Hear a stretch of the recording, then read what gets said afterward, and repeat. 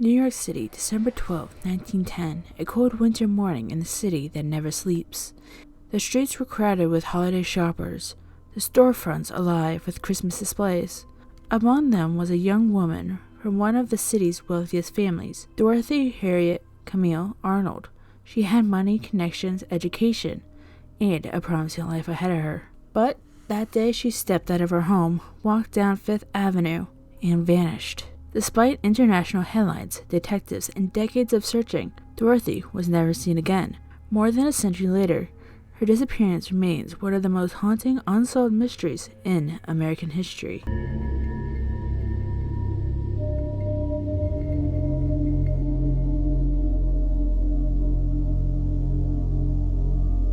Dorothy Arnold was born July 1st, 1885, the second of 4 children to Frances and Mary Arnold. The Arnolds lived in a brownstone on East 79th Street, right off Park Avenue.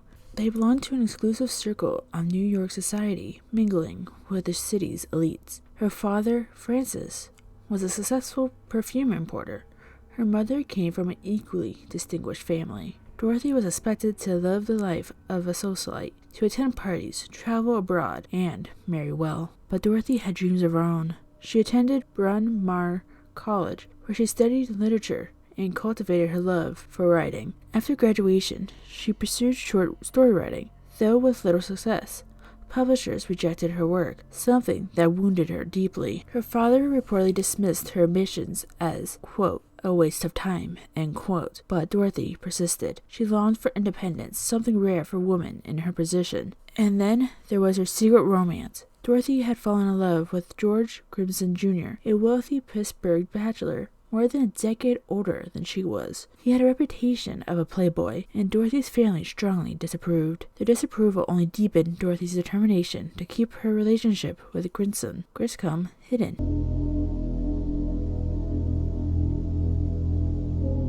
December 12, 1910 began like any other.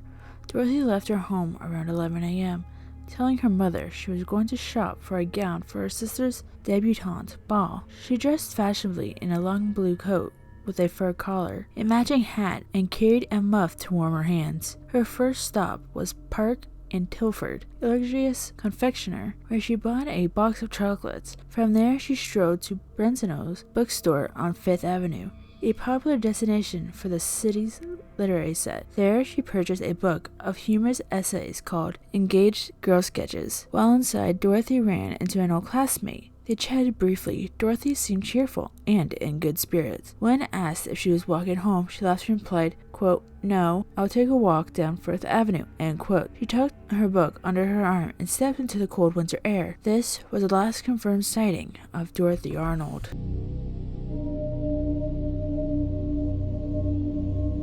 When Dorothy didn't return home that night, her family grew uneasy. By morning, they were alarmed.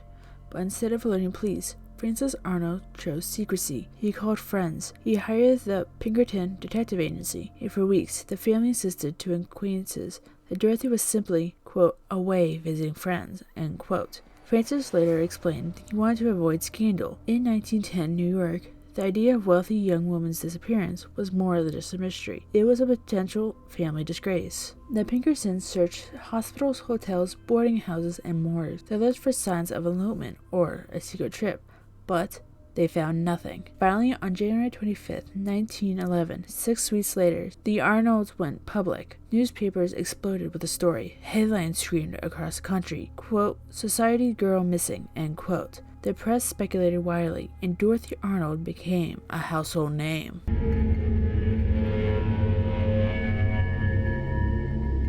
When the story broke, all eyes turned to George Griscom Jr. Dorothy had secretly visited him in Pittsburgh earlier that year, even pawning jewelry to fund her trip. Her parents were outraged when they found out. Investigators grilled Griscom, who denied any knowledge of Dorothy's disappearance. Still, suspicion lingered. But Griscom was just one piece of the puzzle. Countless theories emerged, each more sensational than the last.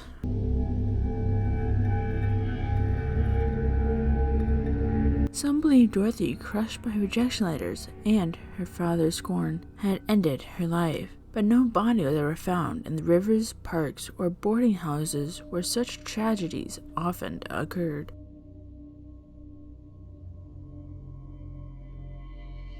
Did Dorothy plan to run away with Griscom? The evidence was thin. Griscom's own letters showed affection, but he never claimed she had contacted him after that December day.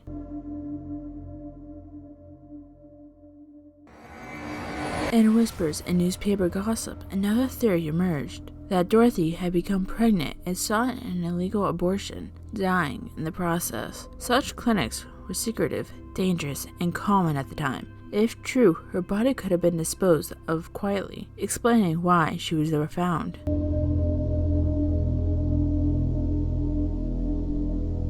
Others believed she was attacked while walking through Central Park or along Fifth Avenue, but despite nationwide attention, no ransom note was ever received, no body discovered.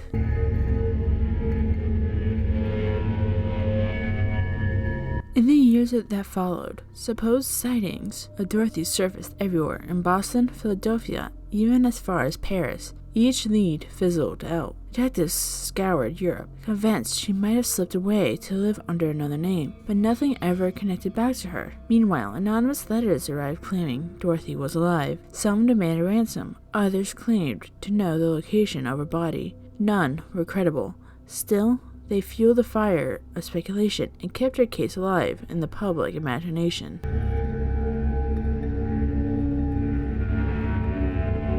For Dorothy's family, the disappearance became an open wound. Her mother clung to hope, preserving Dorothy's bedroom just as it was. Her father became consumed, spending over $100,000 on investigators, a staggering sum at the time. In one interview, Francis Arnold bitterly declared, quote, "I am positive my daughter has been murdered," end quote. He died in 1922, never knowing the truth. Her mother lived until 1928, still clinging to the hope that Dorothy might return, but she never did.